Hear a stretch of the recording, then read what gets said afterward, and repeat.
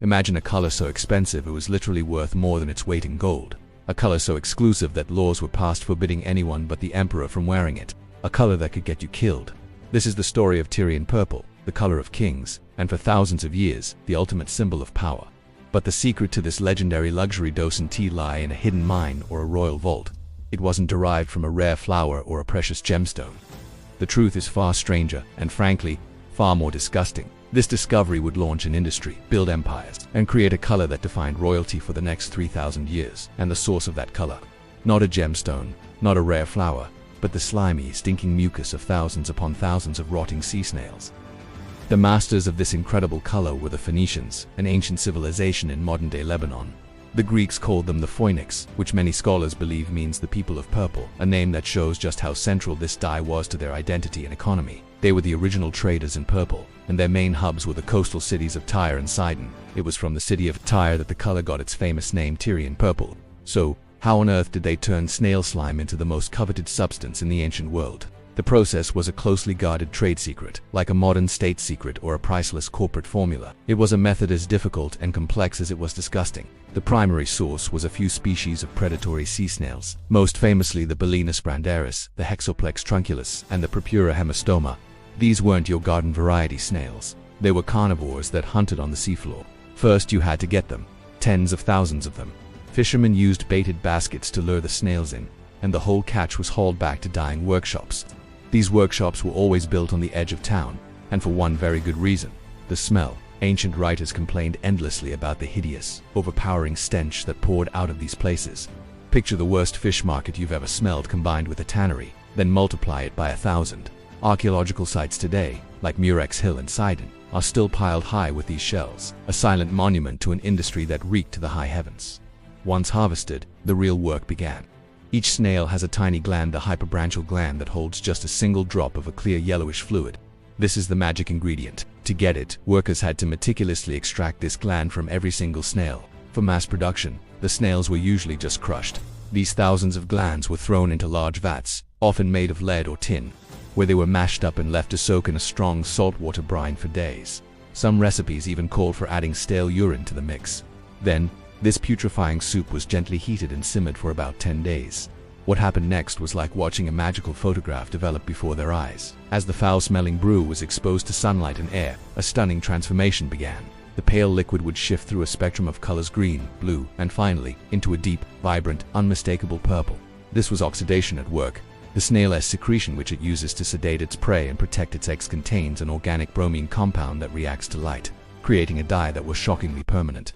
The sheer scale of this operation is hard to wrap your head around. To produce just 1 gram of pure Tyrian purple dye, enough to maybe color the trim on a single togu, you needed to harvest and process somewhere between 10 and 12,000 snails. That's like trying to fill a swimming pool with an eyedropper. One modern artisan who revived the process reported it took him 800 pounds of fresh snails to dye 1 silk scarf, a project that took 8 months.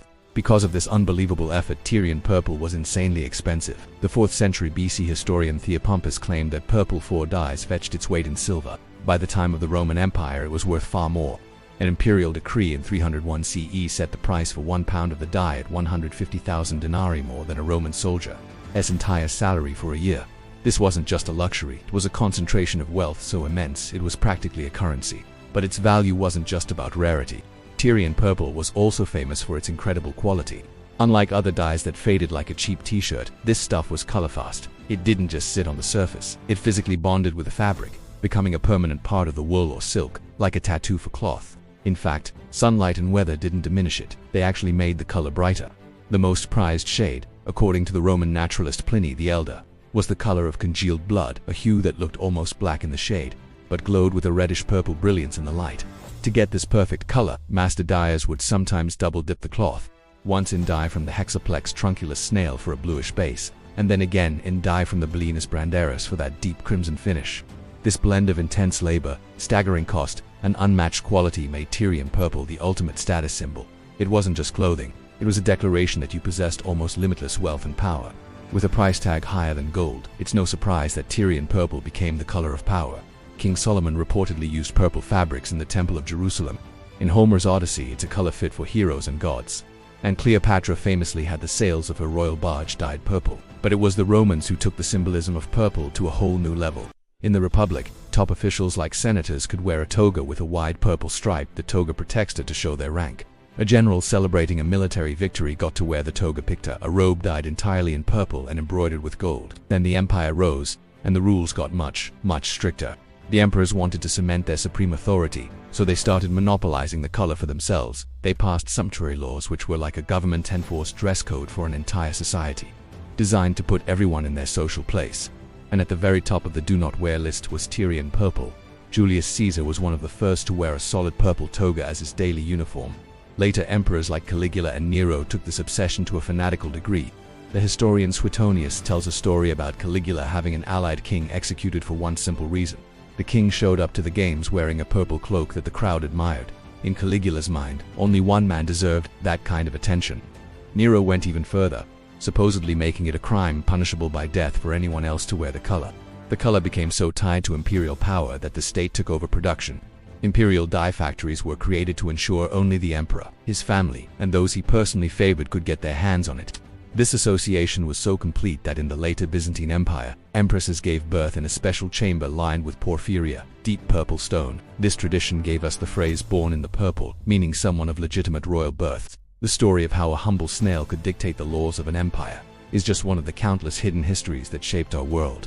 If you enjoy uncovering the strange and fascinating connections between nature, technology, and power, make sure you're subscribed so you don't miss our next deep dive into the past.